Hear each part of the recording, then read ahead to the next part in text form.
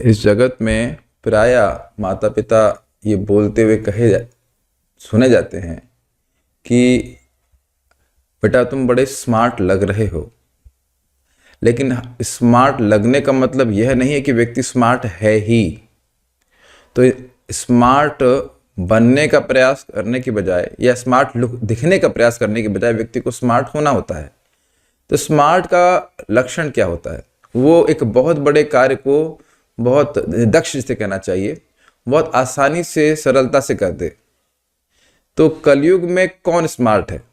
अब देखिए, सतयुग में जो बड़े बड़े तपस्या करने से लाभ मिलता वह केवल भगवान के नामोच्चारण करने से इस कलयुग में मिल जाता है। जो भगवत प्राप्ति बहुत तपस्या के द्वारा मिलती वह भगवान का नामोच्चारण करने से मिल जाती। तो वही व्यक्ति स्मार्ट है ना जो भगवान का नाम उच्चारण कर रहा है। दूसरी बात बहुत इंपॉर्टेंट है। देखिए, इस जगत में हम जो भी वस्तु इकट्ठी कर रहे हैं वो हम जानते हैं कि वे किसी के भी द्वारा और कभी भी हमसे छीन ली जा सकती है, और इसी कारण से व्यक्ति को भय बना रहता है। तो ये स्मार्टनेस नहीं है कि जो वस्तुएं हमारे हृदय में भय का निर्माण और अधिक कर रही हैं उनको हम और अधिक इकट्ठा करते चले जाएं। Is it not? ऐसी वस्तु अर्थात जो भगवान की भक्ति है वह अगर किसी को प्राप्त होती है तो उसको ना तो किसी के द्वारा और कभी भी उससे छुटाया नहीं जा सकता।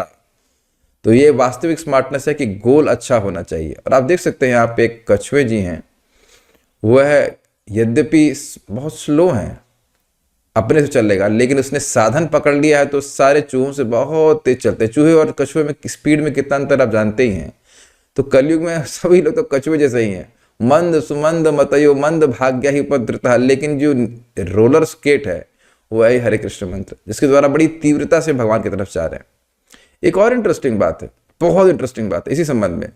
देखिए, जिस व्यक्ति के जीवन का उद्देश्य नहीं है वास्तविक, ही कैन बी गोडेड समझते से भेड़ बकरी होते हैं ना, वैसे वह किसी भी दिशा में हाँक दिया जाएगा। He is not smart at all.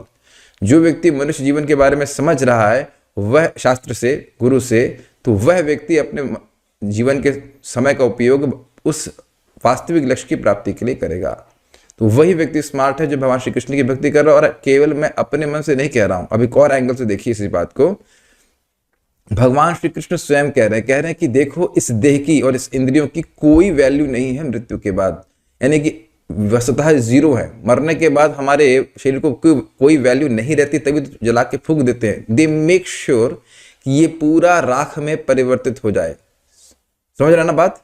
इसके एक भी अंग की कोई वैल्यू नहीं है, लेकिन इन्हीं अंगों से अगर हम भगवान की सेवा करते हैं इस जीवन में तो हमें दिव्य देह की प्राप्ति होती है। यानी कि जो चीज एकदम निकृष्ट है, यूजलेस है, उसको हम सही तरह से उपयोग करना सीख गए हैं भक्तों के संग से, तो हमको आध्यात्मिक जगत की प्राप्ति होगी। तो क्या ये स्मार्टनेस नहीं है?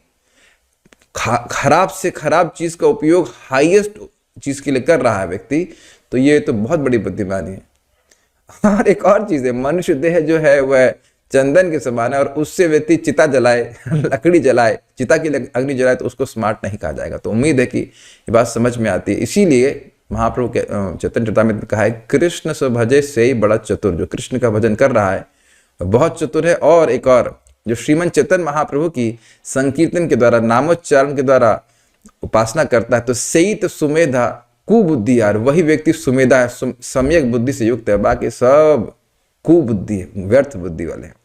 तो जितना नाम जप करेंगे, कथा सुनेंगे, उतनी ही स्मार्टनेस बढ़ती चली जाएगी। So let's chant Hare Krishna and become more smart in achieving Krishna. Hare Krishna.